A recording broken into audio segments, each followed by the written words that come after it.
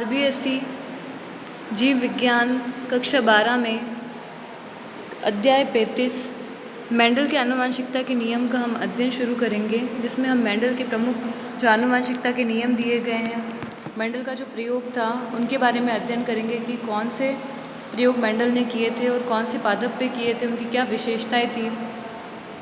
सबसे पहले हम ये जानते हैं कि आनुवंशिकता या हेरिडिटी जिसे कहा जाता है उसका अर्थ क्या होता है।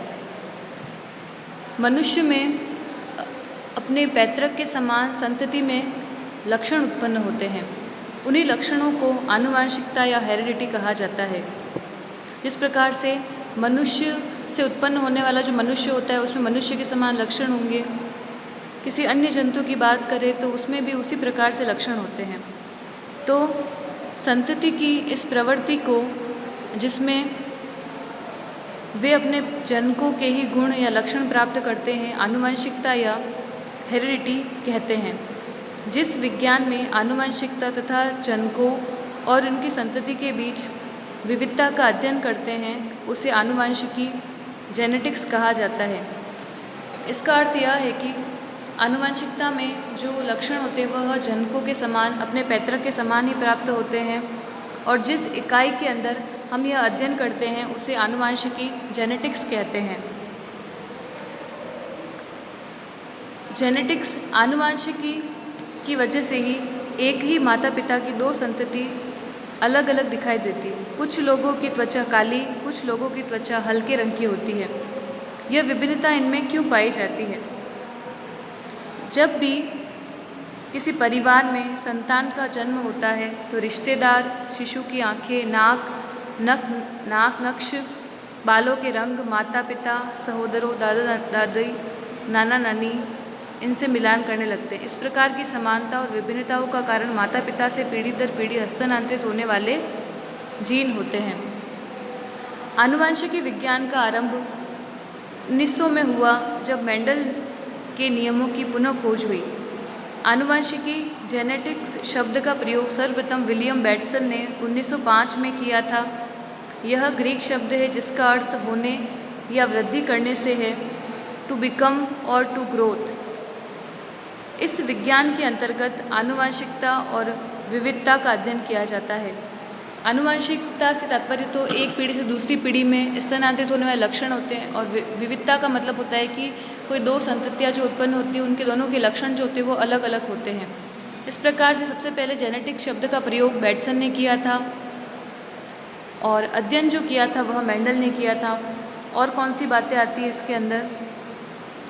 आनुवंशिक लक्षणों का अर्थ यह होता है कि उन लक्षणों से जो निरंतर एक पीढ़ी से दूसरी पीढ़ी में अर्थात कि माता पिता से संतति में स्थानांतरित होते रहते हैं।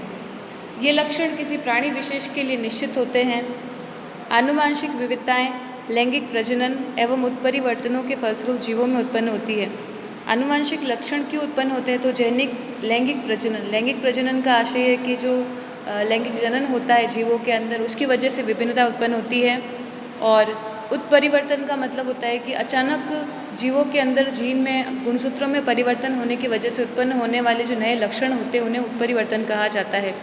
तो इन दोनों कारणों की वजह से आनुवंशिकता जो विविधता उत्पन्न होती है वह होती है। ये विभिन्नताएं संतति में माता पिता से वंशागत होती है। इसी प्रकार वातावरणीय विभिन्नताएं वे होती है जो वातावरण के कारण होती है, अतः वे माता पिता से संतति में स्थानांतरित नहीं होती है। वातावरण के कारण होने वाले जो लक्षण होते हैं वह एक जीव तक सीमित होते हैं, यह आनुवंशिक नहीं होते, यह एक पीढ़ी से दूसरी पीढ़ी के अंदर स्थानांतरित नहीं होते हैं। मेंडल के कार्य को महत्व को देखते हुए आनुवंशिकी का जनक कहा जाता है। आनुवंशिकी का जनक किसे कहा जाता है? तो मेंडल को कहा जाता है। ऐसा क्यों?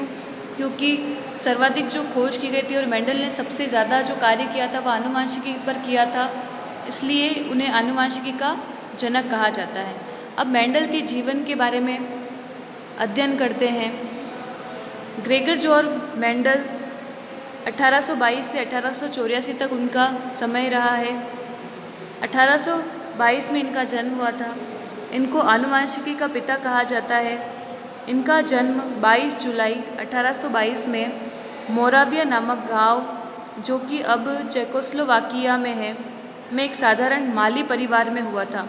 मेंडल ने 1842 में दर्शन शास्त्र में 2 वर्षीय पाठ्यक्रम उत्तीर्ण किया तथा 1843 में ऑस्ट्रिया के ब्रून शहर, जो कि अब चेकोस्लोवाकिया के ब्रुनो शहर के नाम से जाना जाता है, के धार्मिक मठ में पादरी के रूप में कार्य करने लगे थे। यहाँ पर इन्हें ग्रेगर की उपाधि से भी सम्मानित किया गया था। तो आनुवांशिकी के पिता कहा जाता है। पहली बात, उनका जन्म 22 जुलाई 1822 को हुआ था।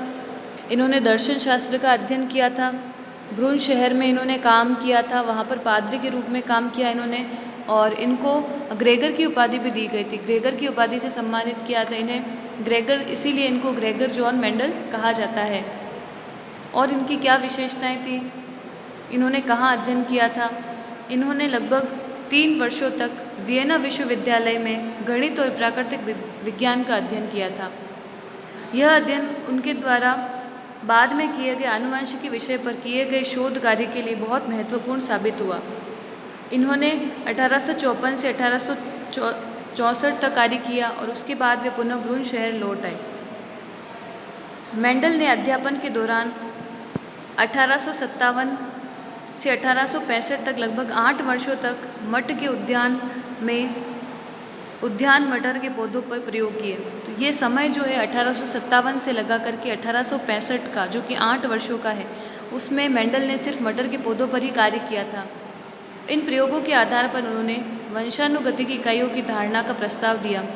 इनके अनुसार प्रत्येक जनक से समान संख्या में ऐसी इकाइयाँ वंशानुगत होती हैं जो कि संतान में सामान्य और विशिष्ट लक्षणों के लिए जिम्मेदार होती है। मेंडल ने बताया कि इन अध्ययन के अंदर कि प्रत्येक जनक में ऐसी कुछ इकाइयाँ होती हैं जो कि वंशागत होती है और संतति के अंदर विभिन्न प्रकार के लक्षणों के लिए ये जिम्मेदार होती है। ये सभी बातें मेंडल के जीवन के बारे में हैं। इसके पश्चात मेंडल ने अपने जो प्रयोग थे वो कहाँ पर प्रदर्शित किए थे? उन्होंने मटर के पौधों पर प्रयोग किए थे और अपने जो प्रयोग थे उन्होंने परिणाम जो थे उनके प्रयोगों के Brunn society of natural history के सामने प्रस्तुत किए थे। उनके शोध कार्य जो थे वह एक वार्षिक पत्रिका में पादपों में संकरण के प्रयोग में प्रकाशित हुए थे नामक शीर्षक से प्रकाशित हुए, और मूल शोध पत्र जर्मन भाषा में भी प्रकाशित हुआ था। और मेंडल के जो आनुवांशिकता के नियम थे उनको मेंडलवाद के नाम से जाना जाता है। मेंडल ने जो कार्य किए थे वह उस समय ज्ञात नहीं थे और उनको कोई भी महत्व नहीं मिला था उनके समय में। मेंडल को महत्व, उनके नियमों को महत्व जो था उनके कई सालों बाद मिला था। लगभग 34 वर्षों बाद उनके कार्यों का श्रेय उनको दिया गया था। और यह कार्य का श्रेय कब मिला उन्हें और क्यों मिला? तो 34 वर्षों पश्चात जब 3 वैज्ञानिक 1999 के अंदर हॉलैंड के ह्यूगो ड्यूवरिच, जर्मनी के कॉल कॉरेंस और ऑस्ट्रिया के एरिक वॉन शेरमेक ने अलग अलग प्रयोगों में मेंडल के जैसे ही परिणाम प्राप्त हुए, तो उन्होंने पुनः मेंडल के प्रयोगों के बारे में बताया। तो इन तीनों वैज्ञानिकों ने अलग अलग प्रकार के पौधों पर प्रयोग किए थे और उनके द्वारा किए गए प्रयोग के परिणाम मेंडल के द्वारा किए गए परिणामों के समान ही थे, क्योंकि मेंडल ने ये सभी बातें पहले ही बता दी थी। इसीलिए इन सभी वैज्ञानिकों ने इन प्रयोगों का श्रेय मेंडल को दिया। तो इस तरह से लगभग 34 वर्षों तक मेंडल का कार्य जो था वह उपेक्षित रहा था, उनको कोई भी महत्व नहीं दिया गया था। और इन तीनों वैज्ञानिकों ने उनके नियमों की पुनः खोज करी थी। और कौन से सन में करी थी? तो 1900 के अंदर करी थी। मेंडल ने अपने प्रयोग कितने सन में किए थे, कितना कार्य किया उन्होंने? तो 1857 से लगा करके 1865 तक लगभग 8 वर्षों तक उन्होंने मटर के पौधे पर कार्य किया था। अब कुछ विशेषताएं इस प्रकार की होती है कि मेंडल ने अपने प्रयोग के लिए मटर का पौधा ही चयन किया था।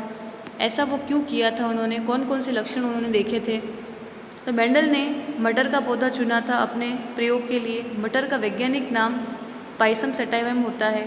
इनमें निम्न लक्षणों के कारण इसका चयन किया गया था।